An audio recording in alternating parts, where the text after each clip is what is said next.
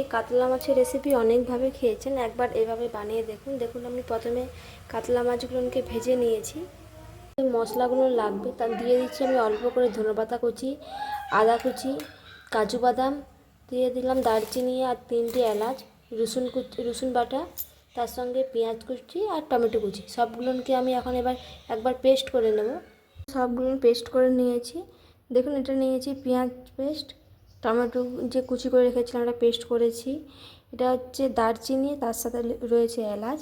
এটা হয়েছে রসুন, জিরে বাটা, আদা বাটা, আর রয়েছে কাজু বাদাম নিয়েছি, কুচনো ধনেপাতা, সব কিছু পেস্ট করে নিয়েছি। কড়াইটা আমি ধুয়ে গরম করতে বসিয়েছিলাম, গরম হয়ে গেছে। এর মধ্যে আমি দিয়ে দিলাম সরষের তেল। আপনারা চেষ্টা করবেন সরষের তেলে রান্না করার, সাদা তেলে রান্না করলেও হবে, কিন্তু সরষের তেলে রান্না করলে এটা খুব দেখতে ও খেতে ভালো লাগে। তেলটা গরম হয়ে গেছে, এবার এর মধ্যে দিয়ে দিলাম আমি একটু নুন।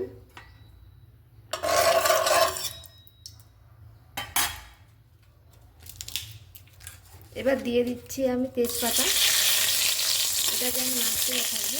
দিয়ে দিচ্ছি আমি অল্প পরিমাণে জিরা ফোড়ন, এটাকে দিয়ে নাড়তে থাকবো। দেখুন এটা লাল হয়ে গেছে। এবার দিয়ে দিচ্ছি আমি পেঁয়াজ বাটা।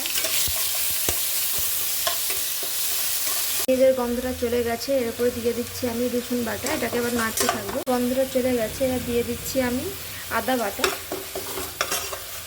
দিচ্ছি টমেটো বাটা,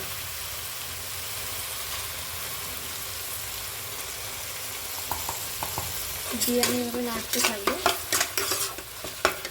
দিয়ে দিচ্ছি অল্প পরিমাণে নুন, নুনটা দিয়ে নাড়তে থাকবো। দেখুন এটা নাড়া হয়ে গেছে। এবার এর মধ্যে আমি দিয়ে দেবো দারচিনি বাটা আর এলাচ বাটা, তার সাথে দিয়ে দিচ্ছি জিরে বাটা, দিয়ে এটাকে আমি নাড়তে থাকবো এভাবে।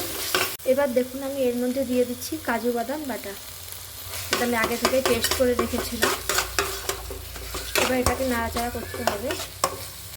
এবার নাড়া হয়ে গেছে। এবার আমি এর মধ্যে দিয়ে দিলাম অল্প পরিমাণে হলুদ গুঁড়ি, আর দিয়ে দিলাম অল্প পরিমাণে লঙ্কার গুঁড়ি, দিয়ে এটাকে নাড়াচাড়া করতে থাকবো। যেহেতু এটা লেগে যাচ্ছে, একটু জল দিয়ে দিলাম।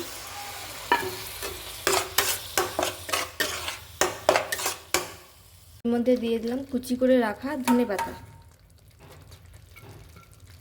দিয়ে নাড়াচাড়া করতে থাকবো।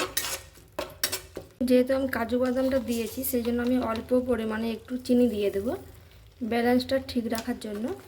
দিয়ে এটাকে নাড়াচাড়া করতে থাকবো। নাড়া হয়ে গেছে। এবার আমি এর মধ্যে দিয়ে দিলাম অল্প পরিমাণে জল।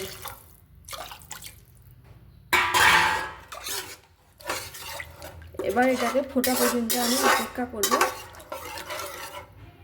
পেয়েছেন কালারটা কেমন হয়েছে। এবার আমি এর মধ্যে মাছটাকে দিয়ে দিচ্ছি।